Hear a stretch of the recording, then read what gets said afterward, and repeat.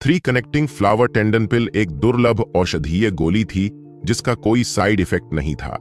Tendon को पोषण देने के लिए इसे लगातार खाया जा सकता था जब तक कि वे अपने चरम पर न पहुंच जाएं। कंडरा पोषण की गोलियां मूलतः अत्यंत दुर्लभ थीं तथा उनमें से अधिकांश के दुष्प्रभाव अप्रिय होते थे। ज्यादातर औषधीय गोलियों के साइड इफेक्ट होते थे। उनमें से एक साइड इफेक्ट यह था कि ताकत बढ़ाने के लिए इस्तेमाल की जाने वाली औषधीय गोलियों का इस्तेमाल कुल 3 बार ही किया जा सकता था। पहली बार गोली 100% कारगर होगी, लेकिन दूसरी बार गोली सिर्फ 50% कारगर होगी। तीसरी बार गोली का असर आधा रह जाएगा और चौथी बार गोली का असर बहुत कम रह जाएगा। और यही कारण था कि 3 कनेक्टिंग फ्लावर टेंडन पिल इतनी कीमती थी। आप चाहे जितनी भी गोलियां खा लें, यह असरदार रहेगी। न केवल इसका औषधीय प्रभाव उत्कृष्ट था, बल्कि इसे बिना किसी परिणाम के बार बार तब तक खाया जा सकता था जब तक कि आपके टेंडन अपने चरम पर न पहुंच जाए। जब सभी शिष्य गोली को परिष्कृत कर रहे थे, राघव सिर्फ अपना समय बर्बाद नहीं कर रहा था। वह लगातार मुख्य शिष्यों के लिए 3 कनेक्टिंग फ्लावर टेंडन पिल्स को परिष्कृत कर रहा था। लेकिन राघव कुछ हद तक असहाय था कि उसकी वर्तमान पिल फ्लेम अब उसके विकास के साथ तालमेल रखने में सक्षम नहीं थी। फ्लेम सैलामेंडर की नीली लॉ का उपयोग करके 3 कनेक्टिंग फ्लावर टेंडन पिल्स की भट्टी को परिष्कृत करने में 12 घंटे लगेंगे और यह बेहद थकाऊ था। अगर उसके पास एक मजबूत जानवर की लॉ होती तो वह उन्हें बहुत तेजी से परिष्कृत कर पाता। राघव की योजना बहुत अच्छी थी। वह 3 कनेक्टिंग फ्लावर टेंडन पिल्स के एक पूरे समूह को परिष्कृत करके अपने आसपास के सभी लोगों को विशेषज्ञ बना देगा। फिर जब वह दिखावा करना चाहेगा तो उसे व्यक्तिगत रूप से कुछ करने की जरूरत नहीं होगी। वह बस अपना हाथ हिलाकर अपने भाइयों से अपने दुश्मनों को कुचलवा सकता है। यह बहुत ही आनंददायक होगा। आधे महीने के बाद राघव पूरी तरह से शोधन से थक गया था। हालांकि यह इसके लायक था। उसने 200 से अधिक 3 कनेक्टिंग फ्लावर टेंडन पिल्स को परिष्कृत किया था। उन्होंने प्रत्येक मुख्य शिष्य को 10-10 गोलियां दी। राघव को अपनी औषधीय गोलियों पर पूरा भरोसा था। उसे यकीन था कि उन 10 गोलियों से उनके टेंडन निश्चित रूप से अपनी चरम सीमा तक पहुंच जाएंगे। राघव को अपनी लड़ाई कौशल से भी ज्यादा अपनी गोली कला पर भरोसा था। यह अफसोस की बात थी कि उसकी ज्वाला ऊर्जा पर्याप्त नहीं थी, अन्यथा वह 4थी श्रेणी की औषधीय गोलियों को भी परिष्कृत करने में सक्षम नहीं होता। अचानक उसने एक टैबलेट निकाला। उस टैबलेट को देखकर राघव आहें भरने से खुद को रोक नहीं सका। यह वह टैबलेट थी जिसे ग्रैंडमास्टर संजय ने उसके लिए छोड़ा था। जब भी वह ग्रैंडमास्टर संजय के बारे में सोचता तो राघव परेशान होने से खुद को रोक नहीं पाता था। हालांकि ग्रैंडमास्टर संजय की गोली कलाएं औसत दर्जे की थीं, लेकिन वे निश्चित रूप से उनके सम्मान के योग्य वरिष्ठ थे। उन्होंने उनके लिए अपना जीवन भी बलिदान कर दिया था। हालांकि राघव ने जिम्मेदार सफेद वस्त्रधारी व्यक्ति को मारने में कामयाबी हासिल कर ली थी, लेकिन उसे इस बात से कभी भी अच्छा महसूस नहीं हुआ था। मुझे वाकई आश्चर्य है कि वह पिल वैली क्या है। पिल साधकों की नजर में इसे पवित्र भूमि माना जाना आश्चर्यजनक होना चाहिए। राघव को हमेशा से पिल वैली में दिलचस्पी रही है। अगर यह वाकई पवित्र है जैसा कि ग्रैंडमास्टर संजय ने कहा था, तो राघव को निश्चित रूप से वहां जाना चाहिए। पिल वैली की गोली को एक तरफ रखते हुए राघव ने सोचा कि क्या उसे और अधिक 3 कनेक्टिंग फ्लावर टेंडन पिल्स को परिष्कृत करना चाहिए या नहीं। मुख्य शिष्यों को पहले से ही इसकी जरूरत नहीं थी। जहां तक बाहरी और आंतरिक शिष्यों की बात है, उन्हें अभी इसकी जरूरत नहीं थी। जब तक वे बोन फोर्जिंग तक नहीं पहुंच जाते, वे जब चाहें 3 कनेक्टिंग फ्लावर टेंडन पिल्स का सेवन कर सकते थे। वर्तमान में राघव के पास अभी भी 3 कनेक्टिंग फ्लावर टेंडन की दर्जनों गोलियां थीं, लेकिन वह जानता था कि एक बार जब वह टेंडन परिवर्तन क्षेत्र में प्रवेश करेगा तो इतनी मात्रा कुछ भी नहीं होगी। असुरा सुथरा बॉडी आर्ट की असामान्य साधना कठिनाई के साथ उसे दूसरों की तुलना में सैकड़ों, हजारों या शायद दसियों हजार गुना औषधीय गोलियों की आवश्यकता होगी। उस भयानक सेवन के बारे में सोचते हुए राघव को बहुत तेज सिर दर्द हुआ। अब उसे संदेह था कि वैद्यराज की यादें वास्तव में असुरा सुथरा बॉडी आर्ट के साथ एक सेट थीं। जैसे जैसे उसकी खेती का आधार बढ़ता गया, वह अनगिनत कीमती औषधीय सामग्रियों और गोलियों का इस्तेमाल करने लगा। यह पैसा था, उसे और अधिक पैसे कमाने का कोई रास्ता खोजना होगा। अपनी गोली भट्टी पर नजर डालते ही उसे घृणा की लहर महसूस हुई। उसे गोलियों को परिष्कृत करने में कोई आपत्ति नहीं थी, लेकिन इस तरह घंटों तक एक ही जगह पर बैठे रहना वाकई बहुत उबाऊ था। ये बात राघव के आलसी स्वभाव के लिए विशेष रूप से सच थी।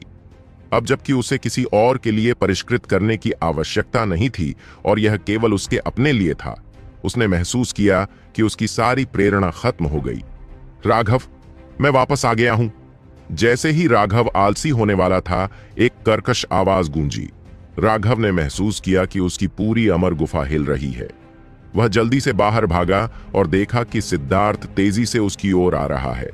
उसकी पीठ पर भारी डंडा होने के कारण हर कदम पर जमीन हिल रही थी, लेकिन इस बार सिद्धार्थ ने उस बल को थोड़ा नियंत्रित करना सीख लिया था और जिन चट्टानों पर उसने पैर रखा वे सब नहीं टूटी। आओ! अचानक एक बहुत बड़ा व्यक्ति राघव की ओर बढ़ा।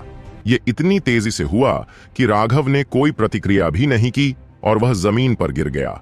हा, लिटिल स्नो, तुम फिर से शरारती हो रही हो। राघव को जमीन पर पटकने के बाद लिटिल स्नो ने राघव के चेहरे को बार बार चाटा, जिससे राघव हंसी और आंसू के बीच फंस गया।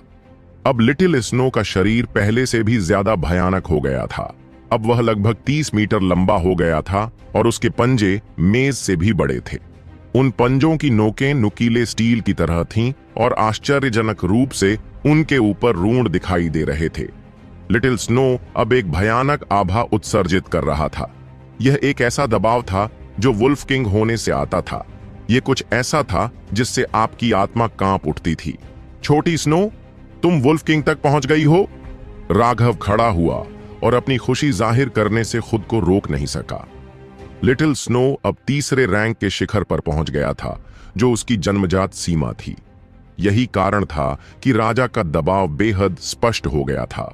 स्कारलेट फ्लेम स्नो वुल्फ मूल रूप से तीसरे दर्जे के जादुई जानवरों के बीच एक अधिपति था, एक बेजोड़ अस्तित्व। अब लिटिल स्नो वास्तव में अपने चरम पर पहुंच गया था। लिटिल स्नो की पिछली युद्ध शक्ति पहले से ही भयानक थी। पिछली लड़ाई में लिटिल स्नो केवल मध्य तीसरे रैंक में था, फिर भी वह आसानी से मुख्य शिष्यों को मारने में सक्षम था। सबसे महत्वपूर्ण बात यह है कि लिटिल स्नो के हमले बेहद तेज थे और उसकी हमले की रेंज अविश्वसनीय रूप से बड़ी थी। वह समूह युद्धों में सबसे कुशल था। भाई लॉन्ग, मैंने सुना है कि मठ में लड़ाई हुई है।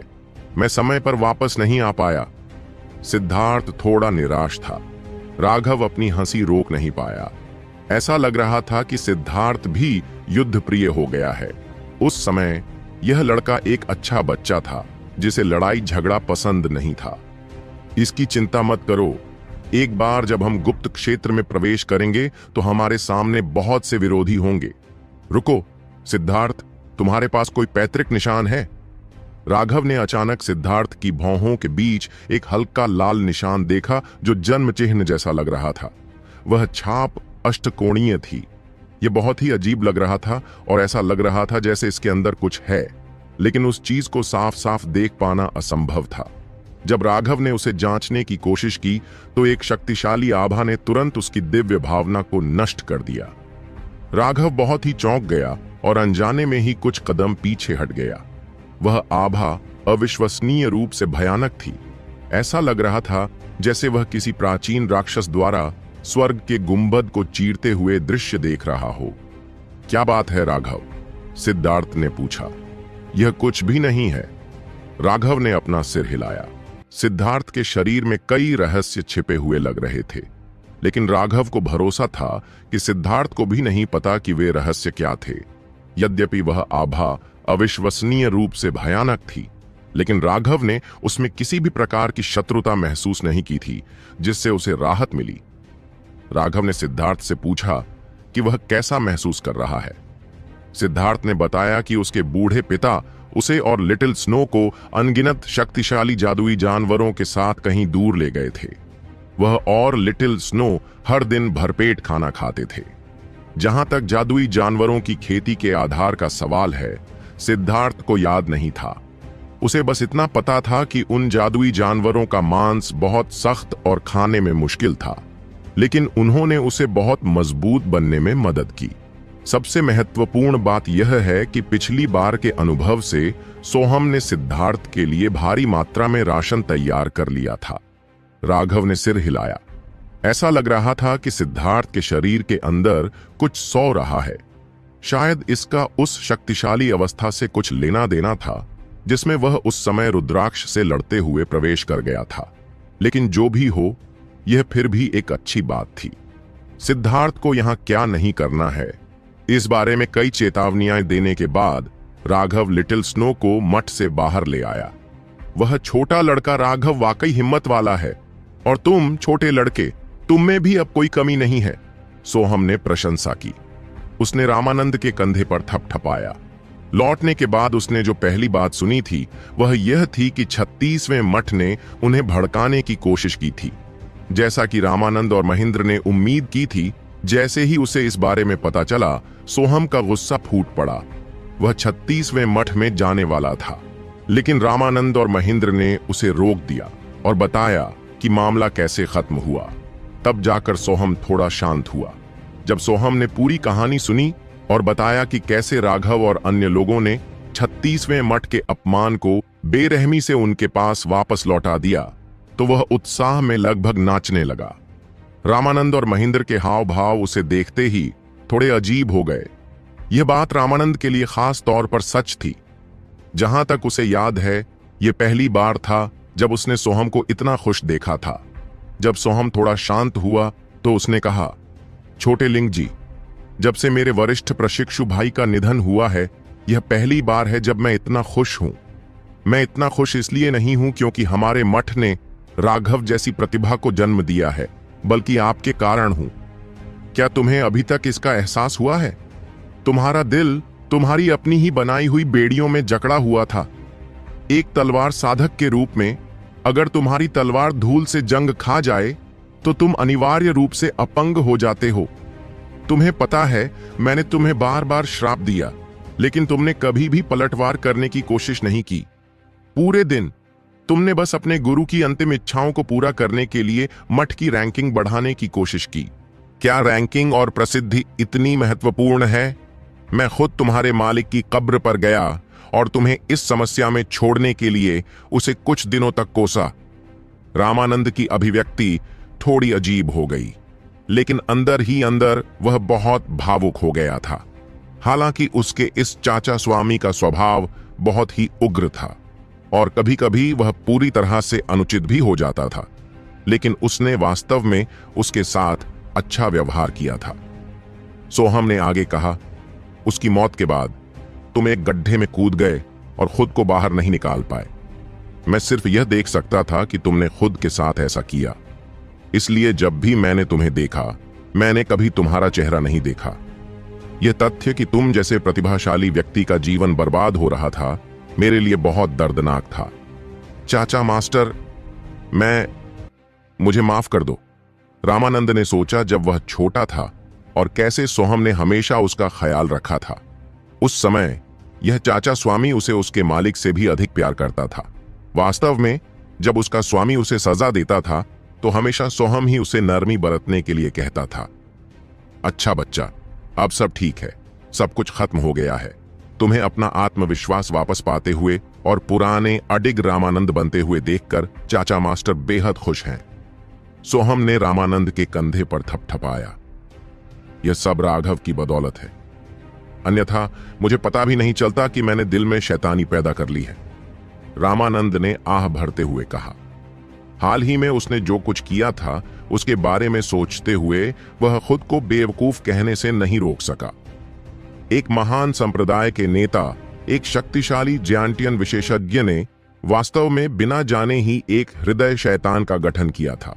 जब से उनके गुरु का निधन हुआ था और उन्होंने मठ को उन्हें सौंप दिया था, तब से उनका ध्यान मठ पर ही केंद्रित था। तथा वे पिछले 3000 वर्षों से अंतिम स्थान पर रहने के अपमान को दूर करना चाहते थे। ऐसा करके उसने अनजाने में खुद पर बेड़ियां डाल ली थीं। जब वह बार बार मठ की किस्मत बदलने में विफल रहा तो वे बेड़ियां अविश्वसनीय रूप से भारी हो गईं। उन्होंने रामानंद के दांव हृदय को कसकर बांध दिया था। साथ ही इसने उसकी कीमती तलवार को भी बांध दिया था। किसी समय वह संप्रदाय का नेता बनने पर इतना केंद्रित था कि वह खुद को एक घमंडी तलवार साधक के रूप में भूल गया था। उसे इस बात का एहसास तभी हुआ जब राघव वहां पहुंचा। राघव ने चमत्कार के बाद चमत्कार करने के लिए अनगिनत विशेषज्ञों की लाशों पर कदम रखा था। वह नहीं जानता था कि वह एक डायवर्जेंट है और वह अपने भाग्य के बारे में और भी कम जानता था।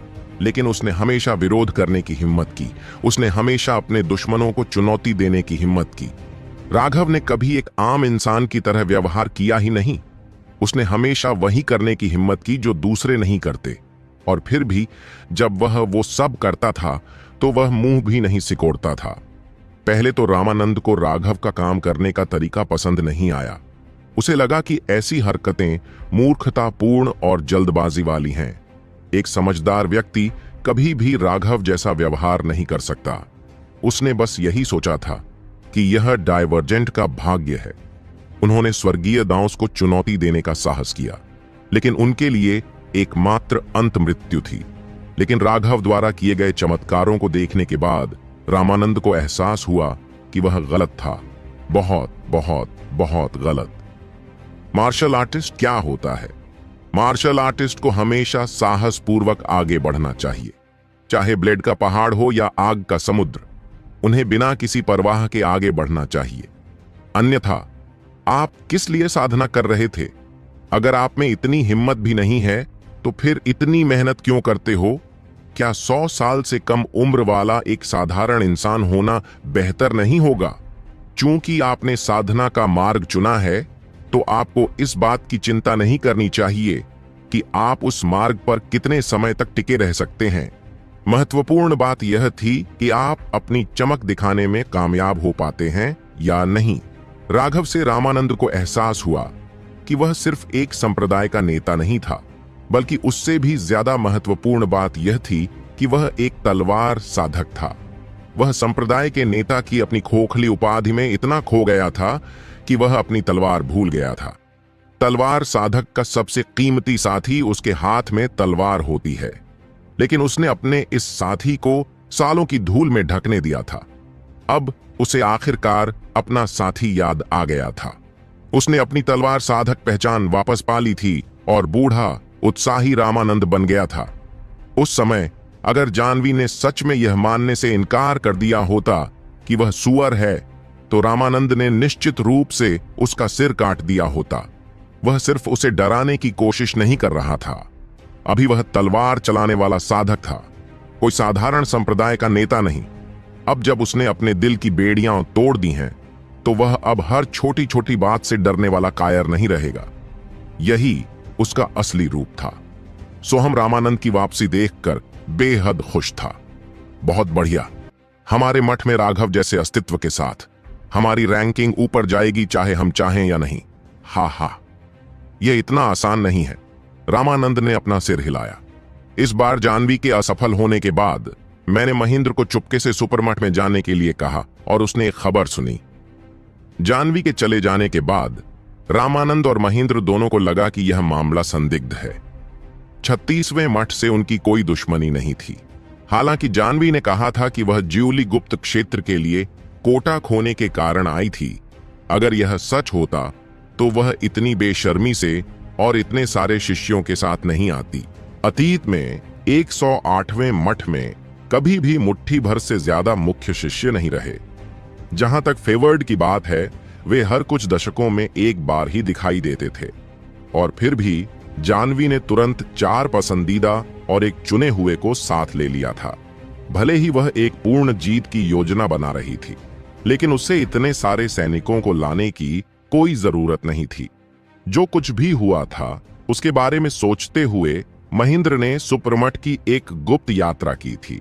और जैसा कि उन्होंने उम्मीद की थी, इतनी बड़ी घटना होने पर खबर को छिपाना असंभव था। ऐसा इसलिए था क्योंकि सुप्रमठ के शीर्ष 50 मठों के बीच कड़ी प्रतिस्पर्धा थी। उनमें से प्रत्येक ने दूसरे लोगों के मठों में जासूस रखे थे। इसके अलावा कोई रास्ता नहीं था। उन बड़े मठों में उन सभी के शिष्यों की संख्या लाखों या लाखों में थी। यह एक पागल आदमी का सपना था कि कोई जासूस मौजूद न हो। हालांकि जानवी अपने लोगों को चुपके से वापस ले आई थी, लेकिन अगले दिन खबर आई कि 36वें मठ के चुने हुए और उनके 2 कृपा पात्र लगभग अपंग हो गए थे। इस बात ने तुरंत ही अन्य मठों में हलचल मचा दी। उन्होंने उत्सुकता से जांच की और जैसा कि अपेक्षित था, 36वां मठ इस मामले को छुपा नहीं सकता था। उस प्रतियोगिता के बारे में अब हर कोई जानता था जो जानना चाहता था। कुछ लोग तो उस दिन की तस्वीरें भी हासिल करने में कामयाब हो गए थे। परिणाम स्वरूप एक व्यक्ति ने इसे 10 लोगों तक फैलाया, 10 ने इसे 100 तक फैलाया और अब मूल रूप से ऐसा कोई नहीं था जो 36वें मठ की दुखद हार के बारे में नहीं जानता था। जब 36वें मठ ने उन फोटोग्राफिक जेड को देखा था तो वे लगभग क्रोध से पागल हो गए थे। उन फोटोग्राफिक जेड का कोण उनके अपने शिष्यों की ओर से था। दूसरे शब्दों में, यह उनके अपने शिष्य थे जिन्होंने उन फोटोग्राफिक जेड को प्रसारित किया था। हालांकि जानवी ने शुरुआत में इस खबर को दबाने की कोशिश की थी और अपने सभी शिष्यों से कहा था कि वे अपने फोटोग्राफिक जेड सौंप दें, लेकिन कई चतुर लोग थे। उस समय उसके कुछ शिष्य वास्तव में रिकॉर्ड करने के लिए 2 फोटोग्राफिक जेड का उपयोग कर रहे थे और उन्होंने उसे उनमें से केवल एक दिया था। और जैसा कि कहावत है, अवसर उन लोगों के लिए छोड़ दिए जाते हैं जो तैयारी करते हैं। उन शिष्यों को उन फोटोग्राफिक जेड को बेचने का अवसर मिला था। वे शिष्य उस समय दिल खोलकर हंस रहे थे। उन्हें सबसे ज्यादा हंसी इस बात पर आ रही थी कि चाहे 36वां मठ कितनी भी जांच पड़ताल क्यों न करे, वे कभी भी यह पता नहीं लगा पाएंगे कि यह वे ही थे। परिणाम स्वरूप 108वां मठ तुरंत ही चर्चा का विषय बन गया। कई मठों ने तो अपने बुजुर्गों को भी वहां आने के लिए भेजा। उन सभी बुजुर्गों ने कहा कि वे केवल द्वारा करने आए थे, लेकिन वास्तव में उन्हें 108वें मठ की जांच करनी थी ताकि यह पता लगाया जा सके कि क्या सच था और क्या झूठ। पिछले रामानंद ने निश्चित रूप से उनका उत्साहपूर्वक स्वागत किया होगा। आखिरकार जितने ज्यादा मठों का उनके साथ बेहतर रिश्ता होगा, उतनी ही आसानी से उनका विकास हो सकेगा। लेकिन वर्तमान रामानंद ने पहले ही तलवार साधक का गौरव पुनः प्राप्त कर लिया था। उसने मठ में किसी भी बुजुर्ग को प्रवेश देने से साफ मना कर दिया। उन बुजुर्गों ने उसे भयंकर रूप से कोसा और कहा कि 108वें मठ को यह नहीं मालूम कि उनके लिए क्या अच्छा है और वे स्पष्ट रूप से तुच्छ व्यवहार कर रहे हैं। हालांकि रामानंद ने उन सभी को नजरअंदाज कर दिया। आजकल रामानंद को रैंकिंग जैसी किसी चीज की परवाह नहीं थी। उसे सिर्फ अपने शिष्यों की तरक्की की चिंता थी। उसे बस यही उम्मीद थी कि मठों की साजिशें उसके शिष्यों की साधना को रोक न पाएं। महेंद्र ने सुपरमठ में एक फर्जी पहचान बना ली थी और अंततः सुपरमठ के एक जानकार सदस्य से महत्वपूर्ण जानकारी प्राप्त कर ली। एक बार जब जानवी अपने मठ में वापस आ गई तो 2 घंटे से भी कम समय में वह और उसका भाई सीधे पहले मठ में चले गए। जैसे ही महेंद्र ने यह सुना, उसे बुरा लगा। वह तुरंत रामानंद के पास गया और उसे इसकी सूचना दी। तो फिर तुम्हारा मतलब यह है कि पर्दे के पीछे से तार खींचने वाला पहला मठ है? सोहम ने भौहें सिकोड़ी। हाँ, इसकी 90% संभावना है। रामानंद ने सिर हिलाया। 108वें मठ का अन्य मठों के साथ कभी कोई संबंध नहीं रहा, विशेषकर शीर्ष 50 में शामिल किसी भी मठ के साथ नहीं। केवल इस बार ही उन्हें राघव के चुने हुए शिष्य पद के लिए आवेदन के कारण प्रथम मठ के साथ थोड़ा संघर्ष करना पड़ा, लेकिन इसे विवाद भी नहीं माना जा सकता।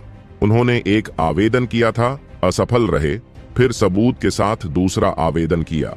फिर से असफल होने के बाद उन्हें पहले ही एहसास हो गया था कि यह बेकार था। उन्होंने उन्हें और अधिक नाराज नहीं किया। इसके अलावा अगले दिन पहले मठ ने घोषणा की थी कि उन्होंने चौथे चुने हुए को जन्म दिया है और साथ ही 108वें मठ को हंसी का पात्र बना दिया, यह कहते हुए कि वे चुने हुए शिष्य पद को लेकर धोखा करना चाहते थे। शुरू से आखिर तक महेंद्र बहुत ज्यादा चिढ़ा हुआ था। उसने पहले मठ के बारे में कभी भी एक भी बुरी बात नहीं कही थी और फिर भी उसे उनके कारण कष्ट सहना पड़ा। यह उसके लिए क्रोध से फूट पड़ने के लिए पर्याप्त था। अरे, वे वाकई बहुत ज्यादा हैं। क्या उन्हें लगता है कि हमें धमकाना इतना आसान है? सोहम यह सब सुनकर पूरी तरह से क्रोधित हो गया।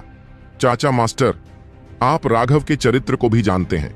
एक बार जब वह गुप्त क्षेत्र में प्रवेश करेगा तो कौन जानता है कि वह क्या करेगा। और इसलिए रामानंद ने कहा, चिंता मत करो, जब वह समय आएगा, अगर कोई हमारे शिष्यों को धमकाने की हिम्मत करेगा तो मैं उन्हें अपनी कुल्हाड़ी से कुचलकर मार डालूंगा। लगता है कि तुम्हारे चाचा गुरु की थकी हुई हड्डियां कुछ हरकत देखने वाली हैं। सोहम ने नाक से कहा, बवाल मत करो छोटी स्नो, यह थोड़ी देर में खत्म हो जाएगा। लिटिल स्नो ने एक बार फिर अपना बड़ा सिर राघव के शरीर पर रगड़ना शुरू कर दिया, जिससे राघव औषधीय सामग्री पर ध्यान केंद्रित नहीं कर सका। आओ, मैंने पहले ही कहा है कि यह कुछ महत्वपूर्ण बात है जो आपके भविष्य को प्रभावित करेगी। अभी के लिए खिलवाड़ करना बंद करो। मुझे पता है, मुझे भी तुम्हारी याद आई। ओह, ठीक है, एक और गले लगो और फिर रुक जाओ। राघव ने लिटिल स्नो को आखिरी बार गले लगाया और सिर पर चुंबन भी लिया। हालांकि लिटिल स्नो अब वाकई बहुत बड़ी हो चुकी थी। उसका सिर व्यावहारिक रूप से एक छोटे से कमरे के आकार का था, लेकिन चाहे लिटिल स्नो कितना भी बड़ा हो जाए, चाहे वह कितना भी ताकतवर हो जाए, वह हमेशा राघव के सामने एक प्यारा सा बच्चा ही रहेगा। ठीक है, वहां जाकर थोड़ा खेलो। जब मैं रिफाइनिंग खत्म कर लूंगा तो तुम्हें वापस बुला लूंगा। राघव ने लिटिल स्नो के बड़े सिर पर थपथपाया। तभी लिटिल स्नो दूर भागता हुआ आया। लिटिल स्नो को दौड़ना बहुत पसंद था और हालांकि उसका शरीर बड़ा था, फिर भी वह बिल्कुल भी अनाड़ी नहीं था। दरअसल उसकी गति और भी तेज हो गई थी और दूर से देखने पर वह बिजली की तरह चमकता हुआ दिखाई देता था। लिटिल स्नो को भेजने के बाद राघव ने एक बार फिर 80 से अधिक औषधीय पाउडरों को ध्यान से देखा, किसी भी गलती से डरते हुए। चाहे औषधीय पाउडर की गुणवत्ता हो या मात्रा, जरा सी भी गलती की अनुमति नहीं दी जा सकती थी। ऐसा इसलिए था क्योंकि वह एक ऐसी औषधीय गोली को परिष्कृत कर रहा था जो उसकी वैद्यराज की यादों में मौजूद ही नहीं थी। यह एक पागलपन भरा विचार था जो उसने खुद ही सोचा था। यह सफल होगा या नहीं, इस बारे में उसे भी यकीन नहीं था। हे भगवान, मैं आपसे विनती करता हूं, आप कई बार अंधे हो चुके हैं, कृपया फिर से अंधे हो जाइए और मुझे सफल होने दीजिए। प्रार्थना करने के बाद राघव ने एक जार निकाला। जैसे ही जार खोला गया, एक भयानक दबाव बाहर आया, जिससे राघव के सारे बाल खड़े हो गए। स्वर्ग और पृथ्वी हल्के से कांप रहे थे। यह वास्तव में एक ज्यानिटियन विशेषज्ञ के खून के योग्य है। कितना शक्तिशाली है! राघव गहराई से प्रभावित हुआ। धर्मी और भ्रष्ट मार्ग की लड़ाई में समर जिस स्थानिक दरवाजे से भागा था, उसमें से एक बड़ा हाथ बाहर निकल आया था, लेकिन अंत में रामानंद की तलवार ने उस हाथ को पीछे धकेल दिया, जिससे केवल खून की एक बूंद बची। अब भी राघव को नहीं पता था कि वह बड़ा हाथ क्या था। अगर वह असली हाथ था तो वह इतना बड़ा कैसे था, और अगर वह आध्यात्मिक ऊर्जा से बना था तो उसमें से खून कैसे निकल सकता था। लेकिन अब भी यह महत्वपूर्ण नहीं था। खून की सावधानी पूर्वक जांच करने के बाद उन्होंने कहा, हे, विशेषज्ञ वास्तव में विशेषज्ञ हैं, यहां तक कि उनका खून भी अलग है। अगर यह मुर्गी या बत्तख का खून होता तो यह बहुत पहले ही जम गया होता। यदि उस भ्रष्ट विशेषज्ञ ने राघव की बात सुन ली तो वह निश्चित रूप से इतना क्रोधित हो जाएगा कि वह राघव के उपयोग के लिए और अधिक ताजा खून उगल देगा। राघव ने औषधीय पाउडर का एक पैकेट निकाला और उसे जार में डाल दिया। उस शांत जियांटियन रक्त में तुरंत उबाल आने लगा। ऐसा लग रहा था जैसे वह उबल रहा हो। क्या प्रतिक्रिया है? लिटिल स्नो शायद इसे इस तरह से संभाल नहीं पाएगा। मुझे स्नेक टंग ग्रास की मात्रा बढ़ानी होगी। राघव के चेहरे पर थोड़ा बदलाव आया। इस ज्यानिटियन रक्त में मौजूद ऊर्जा उसकी उम्मीदों से कहीं ज्यादा थी। अभी अभी उसने रक्त को सक्रिय करने के लिए 10,000 जानवरों के सार रक्त की विधि का इस्तेमाल किया था। लेकिन परिणाम स्वरूप जार लगभग फट गया था। स्नेक टंग ग्रास सुनने में भले ही डरावना लगे और इसका स्वरूप भी एक भयावह सांप की जीभ जैसा ही था, लेकिन इसकी औषधीय प्रकृति वास्तव में बेहद कोमल थी। यह रक्त के अराजक पहलू को अवरुद्ध कर सकता था, ताकि जब इसे अवशोषित किया जाए तो यह शरीर में विस्फोट का कारण न बने। यह देखकर कि जियानटियन रक्त कितना उन्मत्त था, राघव ने तुरंत औषधीय पाउडर के अनुपात को कई बार समायोजित किया, इससे पहले कि वह शांत हो जाता। हालांकि उसने पहले कभी ऐसा नहीं किया था, लेकिन राघव ऐसा करने के लिए अपनी वैद्यराज की यादों में निहित कुछ औषधीय सिद्धांतों का उपयोग कर रहा था, और उसे यकीन था कि इस रक्त को औषधीय गोली में परिष्कृत करने में सफल होने की कम से कम कुछ संभावना तो थी। उसका यह निर्णय समर से प्रेरित था। उसे यह पता होना चाहिए था कि जियानटियन क्षेत्र के नीचे किसी के शरीर में जियानटियन सार रक्त नहीं होना चाहिए, एक बूंद भी नहीं। यहां तक कि मेरिडियन ओपनिंग विशेषज्ञों के शरीर भी फट जाएंगे यदि वे जियानटियन सार रक्त के साथ विलय करने की कोशिश करेंगे। यह पानी के पाइप के अंदर लावा डालने जैसा था। पानी का पाइप मूल रूप से लावा को रोकने में असमर्थ था और फट सकता था, और फिर भी किसी तरह समर ऐसा करने में सक्षम था। हालांकि उसे नहीं पता था कि समर ने कौन सी विधि का इस्तेमाल किया था, लेकिन सिर्फ यह तथ्य कि उसके जैसा एक उदाहरण पहले भी था, राघव के लिए काफी था। इसके अलावा राघव में केवल थोड़ी मात्रा में जियानटियन रक्त था, जो समर के समान बिल्कुल नहीं था। उस समय समर केवल प्राकृतिक ऊर्जा का ही उपयोग करने में सक्षम था। हालांकि चाहे वह राघव हो या मुकेश, उन दोनों ने महसूस किया था कि उसके शरीर में एक विशाल ज्वालामुखी है। एक बार जब वह फट गया तो वह इतनी छोटी छोटी चिंगारियां नहीं छोड़ेगा। उनके शरीर से जो ऊर्जा महसूस हुई, उससे यह बहुत संभव था कि समर का शरीर एक जियानटियन विशेषज्ञ के पूरे सार रक्त में विलीन हो गया था। राघव के लिए यह सबसे डरावनी बात थी। एक शिष्य को बढ़ाने के लिए उन्होंने एक जियानटियन विशेषज्ञ की बलि दे दी थी। शायद केवल भ्रष्ट मार्ग ही ऐसा काम कर सकता है। समर की तुलना में राघव के खून की बूंद कुछ भी नहीं थी। समर ने उस जियानटियन सार रक्त के साथ विलय करने के लिए किसी तरह की गुप्त तकनीक का इस्तेमाल किया था। राघव को नहीं पता था कि वह तकनीक क्या थी, लेकिन इसने उसे खुद कुछ परीक्षण करने से नहीं रोका। राघव के ऐसा करने का साहस करने का एक कारण यह था कि उसके पास जियानटियन विशेषज्ञ के रक्त का केवल एक अंश था, और दूसरा कारण यह था कि राघव उस जियानटियन रक्त का उपयोग लिटिल स्नो के भौतिक शरीर को बदलने के लिए कर रहा था, न कि उसे अवशोषित करने की कोशिश करने के लिए। लिटिल स्नो को आत्मा जगत के उस विशेषज्ञ से आशीर्वाद प्राप्त हुआ था, और वह अब साधारण स्कारलेट फ्लेम स्नो वुल्फ जैसा नहीं था। वह पहले ही तीसरे रैंक के शिखर पर पहुंच चुका था, और पहले से ही एक पसंदीदा के लिए एक मैच था। यह कहा जा सकता है कि लिटिल स्नो पहले से ही साधारण स्कारलेट फ्लेम स्नो वुल्फ से बहुत अधिक शक्तिशाली था। हालांकि राघव के लिए यह काफी नहीं था। एक बार जब वह गुप्त क्षेत्र में प्रवेश कर जाता तो उसके सभी दुश्मन चुने हुए स्तर पर होते। लिटिल स्नो को लड़ने देना बहुत खतरनाक था। यही कारण था कि राघव लिटिल स्नो के लिए एक विशेष औषधीय गोली को परिष्कृत करने की योजना बना रहा था, ताकि उसकी जन्मजात बेड़ियां टूट जाएं और वह चौथे रैंक तक आगे बढ़ सके।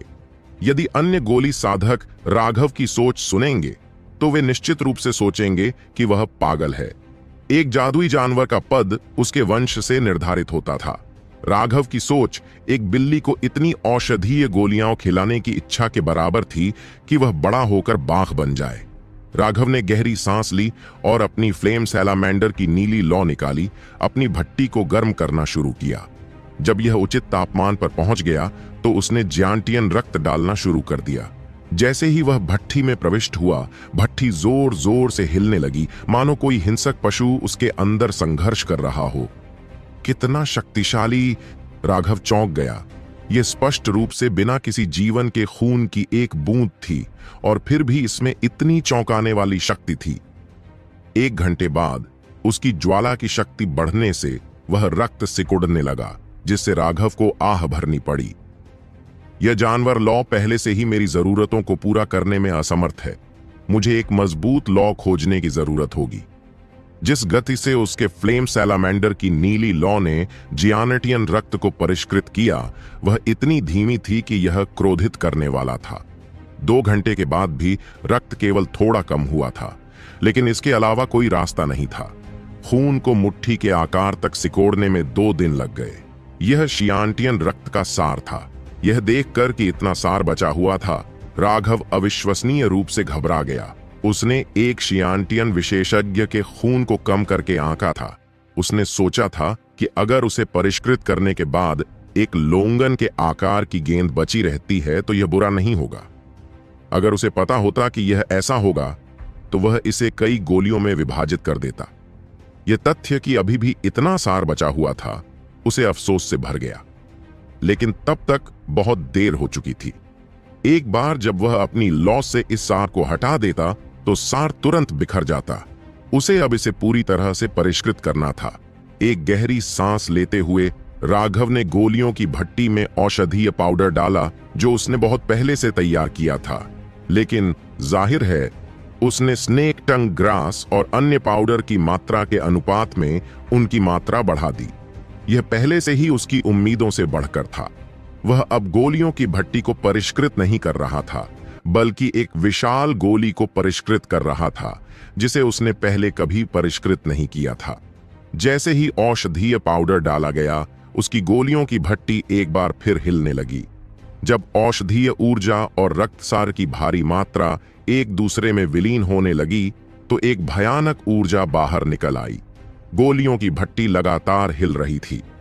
राघव की आध्यात्मिक शक्ति गोलियों की भट्टी को स्थिर करने का प्रयास कर रही थी, जबकि वह लगातार और अधिक औषधीय पाउडर भी डाल रहा था।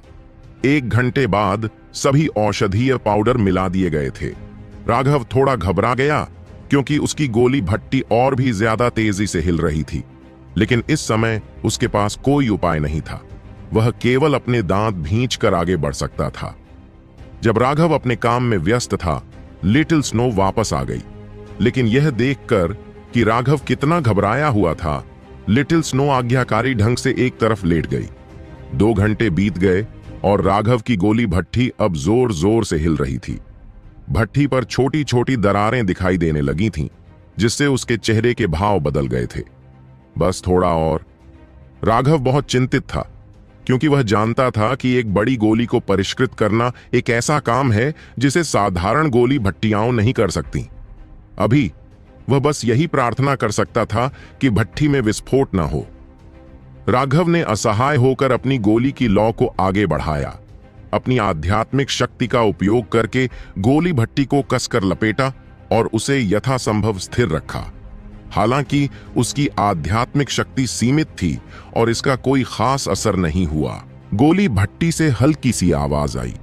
गोली भट्टी के जोर से हिलने से और भी दरारें दिखाई देने लगीं। उसकी गोलियों की भट्टी पहले ही अपनी चरम सीमा पर पहुंच चुकी थी। जहां तक उसके अंदर की औषधीय गोलियों का सवाल है, वह बनने के कगार पर थी। यह सबसे महत्वपूर्ण क्षण था। अगर इस समय गोली की भट्टी टिक नहीं पाती और फट जाती तो औषधीय गोली का सार तुरंत हवा में बिखर जाता। अगर ऐसा हुआ तो यह कीमती विशालकाय गोली बर्बाद हो जाती। उसे अन्य औषधीय अवयवों की परवाह नहीं थी, लेकिन संभवतः उसे जियानेटियन रक्त इकट्ठा करने का दूसरा अवसर नहीं मिलेगा। राघव ने अपनी आध्यात्मिक शक्ति का एक भी कतरा नहीं रोका।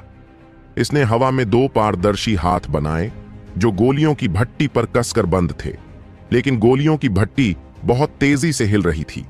ऐसा लग रहा था जैसे कोई हिंसक जानवर अपने भीतर से आजाद होने की कोशिश कर रहा हो। 1/4 घंटे से भी कम समय में वह आखिरकार बर्दाश्त करने में असमर्थ हो गया। धमाका! उसकी गोली भट्टी फट गई। लानत है! राघव की आध्यात्मिक शक्ति अंततः इसे रोकने में असमर्थ थी।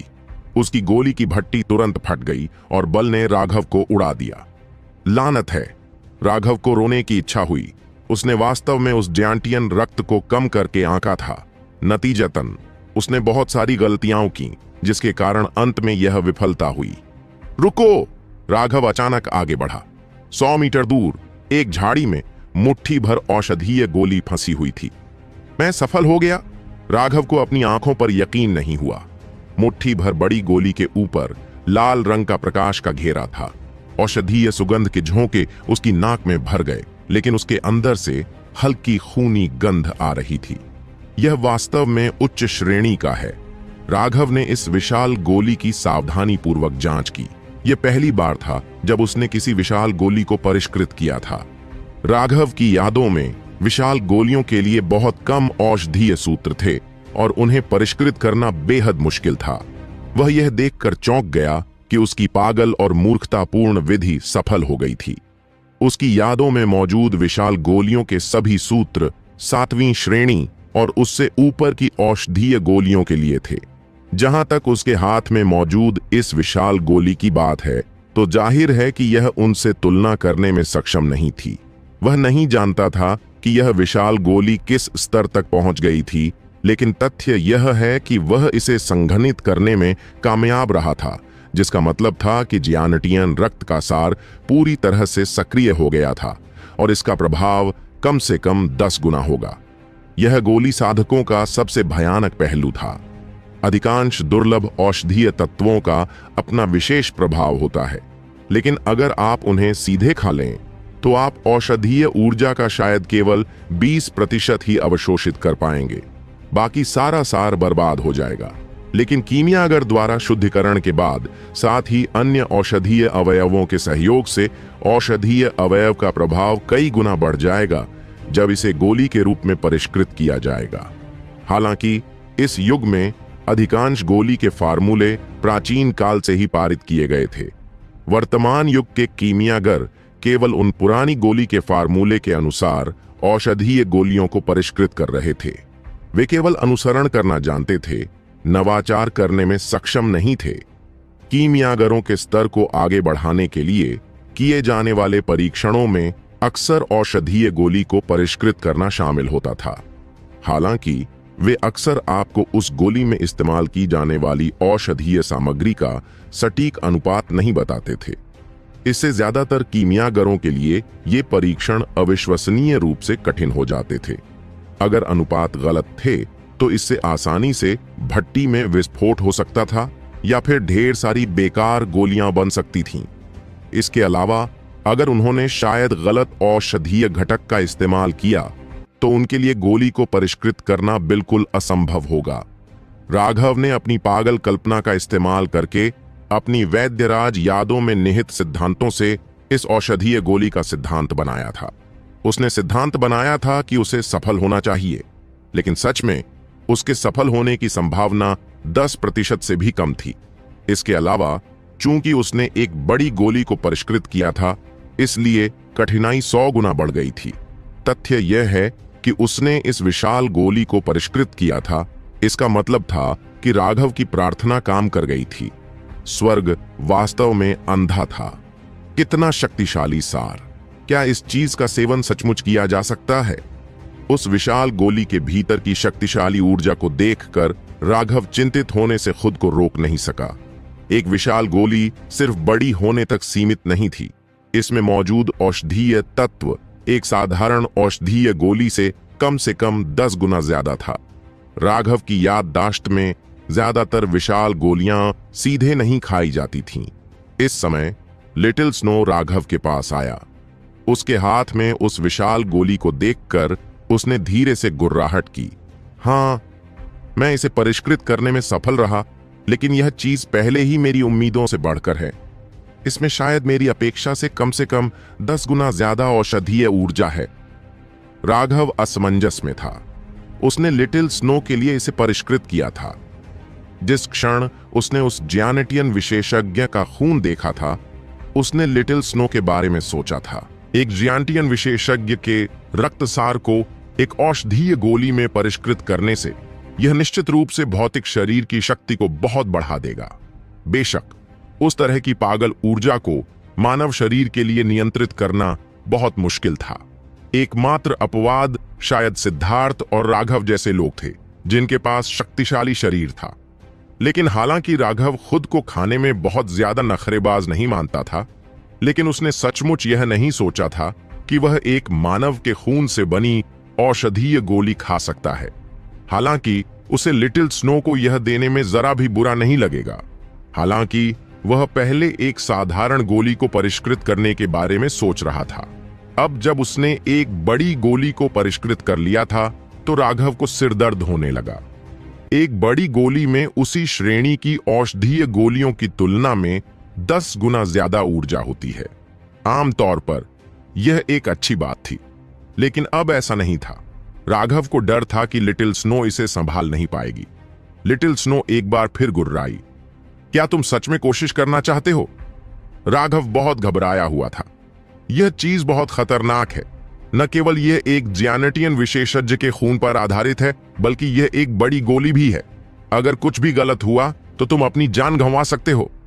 लिटिल स्नो ने गुर्राते हुए कहा। उसकी आंखें दृढ़ निश्चय से भरी हुई थीं। उसने राघव को बार बार गुर्राते हुए कुछ बातें बताईं। राघव बहुत देर तक चुप रहा।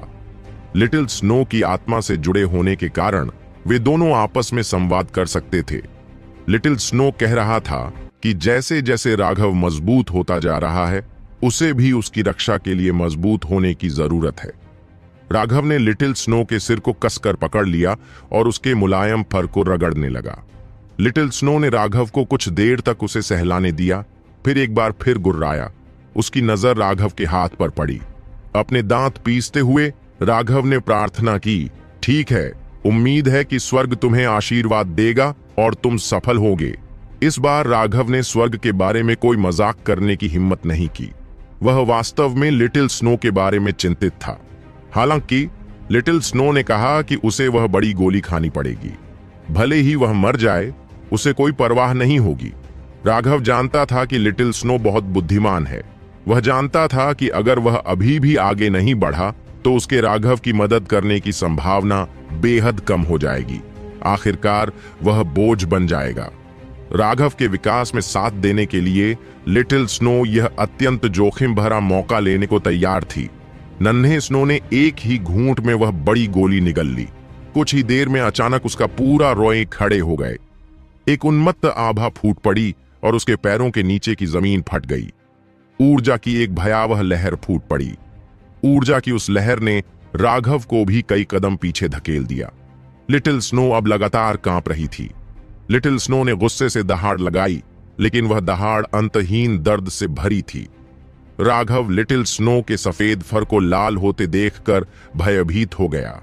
ऐसा इसलिए था क्योंकि उसकी त्वचा से खून बह रहा था। वह जैंटियन खून बहुत शक्तिशाली था। यह वास्तव में लिटिल स्नो के खून को अस्वीकार कर रहा था। लिटिल स्नो के शरीर के अंदर 2 तरह के रक्त आपस में भयंकर रूप से लड़ रहे थे। यह प्रक्रिया बेहद दर्दनाक थी और हालांकि लिटिल स्नो को इसकी बहुत पहले से ही उम्मीद थी, लेकिन वह गुस्से से दहाड़ नहीं सकता था। लिटिल स्नो उस जियांटियन रक्त के सार को परिष्कृत करने में असमर्थ था। यह बहुत शक्तिशाली था और यह लिटिल स्नो के रक्त को पागलों की तरह बाहर निकाल रहा था। यदि ऐसा ही चलता रहा तो लिटिल स्नो का रक्त उस विशाल गोली की ऊर्जा को परिष्कृत करने से पहले ही उसके शरीर से निकल जाएगा और वह मर जाएगा। राघव अचानक लिटिल स्नो की पीठ पर कूद पड़ा। लिटिल स्नो के शरीर पर हाथ रखते ही उसके शरीर में एक दृढ़ ऊर्जा प्रवाहित हुई। मैं अपनी आध्यात्मिक शक्ति का उपयोग करके औषधीय गोली के भीतर की ऊर्जा को हल करने में आपकी मदद करूंगा। इसे थोड़ा थोड़ा करके परिष्कृत करें। दवा की गोली अभी तक लिटिल स्नो के शरीर में पूरी तरह से घुली नहीं थी, लेकिन वह पहले से ही इसे सहन करने में असमर्थ था। अगर ऐसा ही चलता रहा तो लिटिल स्नो निश्चित रूप से मर जाएगा। राघव की आध्यात्मिक ऊर्जा ने विशाल गोली की ऊर्जा को और फैलने से रोक दिया। उसी समय उसकी आध्यात्मिक शक्ति बाहर निकल आई और उस उन्मत्त जियांटियन रक्त को दबा दिया, जिससे वह लिटिल स्नो के शरीर में तबाही नहीं मचा सका। यह बाढ़ को रोकने के लिए एक बड़ा बांध बनाने जैसा था। वह ऊर्जा को केवल इतनी धीमी गति से बहने देगा कि लिटिल स्नो उसे संभाल सके। राघव की मदद पाकर लिटिल स्नो को तुरंत लगा कि अब सब कुछ बहुत आसान हो गया है। राघव की आध्यात्मिक शक्ति के दबाव से उसका वह उग्र रक्त बहुत हद तक शांत हो गया। लिटिल स्नो ने इस समय का फायदा उठाते हुए उस रक्तसार को परिष्कृत किया।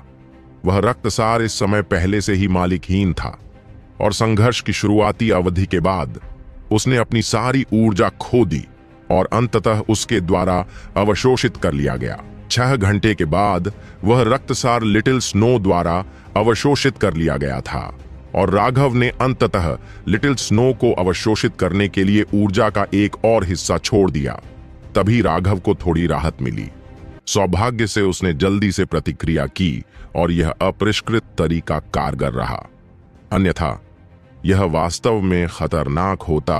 हालांकि आध्यात्मिक ऊर्जा और आध्यात्मिक शक्ति का इस तरह से इस्तेमाल करना राघव के लिए बहुत ज्यादा बोझिल था।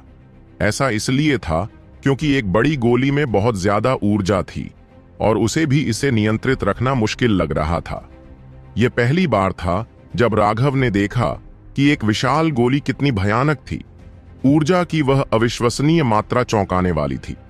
तीसरी बार जब उसने अधिक ऊर्जा छोड़ी तो उसे महसूस हुआ कि उसकी आध्यात्मिक शक्ति पहले से ही कमजोर हो रही है। अभी उस विशाल गोली में अभी भी आधी से ज्यादा ऊर्जा बची हुई थी। अगर वह आगे नहीं बढ़ पाया तो वे हार मान लेंगे। राघव को यह नहीं पता था कि उस विशाल गोली में मौजूद जियानटियन रक्तसार में उस जियानटियन विशेषज्ञ की इच्छा शक्ति का अंश था। हालांकि इसे गोली में परिष्कृत किया गया था, लेकिन इच्छा शक्ति का वह अंश मिटाया नहीं गया था। अपनी आध्यात्मिक शक्ति का उपयोग करके उस विशाल गोली की ऊर्जा को रोककर राघव वास्तव में अपनी आध्यात्मिक शक्ति का उपयोग जियानटियन इच्छा शक्ति के उस निशान का सामना करने के लिए कर रहा था। यही कारण था कि यह इतना थका देने वाला था। जब तक संभव था तब तक कष्ट सहने के बाद जब राघव ने अंततः ऊर्जा का 1/4 हिस्सा अपने शरीर में जाने दिया तो विशाल गोली की ऊर्जा अचानक उसके नियंत्रण से बाहर हो गई। राघव को एक भयानक ऊर्जा ने उड़ा दिया और उसने तुरंत खून की उल्टी कर दी। छोटी बर्फ! राघव की आवाज फट गई। इस तरह की भयानक ऊर्जा आसानी से छोटी बर्फ को मार सकती थी, लेकिन जब राघव ने अचानक लिटिल स्नो को देखा तो वह यह देखकर चौंक गया कि वह ठीक है। धमाका! लिटिल स्नो के पैरों के नीचे की जमीन धंस गई। राघव अभी भी हवा में था और वह एक बार फिर ऊर्जा की एक भयानक लहर से ऊंची उड़ान भर गया। जब वह अंततः 100 मीटर से अधिक दूर था तो राघव आश्चर्य और प्रसन्नता से लिटिल स्नो को देखने के लिए जमीन से ऊपर चढ़ा। लिटिल स्नो अब इतना भयानक दबाव छोड़ रहा था कि राघव के लिए सांस लेना भी मुश्किल हो गया था। उसके आसपास की जगह संकुचित लग रही थी। अचानक लिटिल स्नो ने एक आकाश को हिला देने वाली दहाड़ लगाई और एक उन्मत्त ऊर्जा निकली जिससे दुनिया हिल गई। तुम आगे बढ़ गए? राघव को अपनी आंखों पर यकीन नहीं हुआ। लिटिल स्नो अब एक उन्मत्त आभा उत्सर्जित कर रही थी जिसने राघव को भी डरा दिया। लिटिल स्नो राघव की ओर झपटा और उसने 2-3 बार अपने सिर को राघव पर रगड़ा। हा हा हा हा हा, बहुत बढ़िया लिटिल स्नो, तुम वाकई बहुत आगे बढ़ गई हो। हे, अब जब हम हाथ मिलाएंगे तो हम निश्चित रूप से ज्यूली गुप्त क्षेत्र में कुछ अच्छा काम करेंगे। राघव ने अपना सिर आसमान की ओर उठाया और हंसा। इस बार आगे बढ़ने के बाद लिटिल स्नो का शरीर बड़ा नहीं हुआ था, बल्कि वह सिकुड़ गया था। अब सिर्फ 15 मीटर लंबा रह गया था, लेकिन उससे आने वाला दबाव चौंकाने वाला था। हालांकि लिटिल स्नो अभी अभी आगे बढ़ा था। विशाल गोली ने अभी भी उसके शरीर में कई आंतरिक घाव छोड़े थे। राघव ने लिटिल स्नो को उपचार की गोलियां दी और उसे आध्यात्मिक स्थान पर वापस जाने के लिए कहा। जब राघव मठ में वापस आया तो उसने साधना करने की कोशिश नहीं की। वह बस शांति से एक निश्चित दिन का इंतजार करने लगा। डोंग!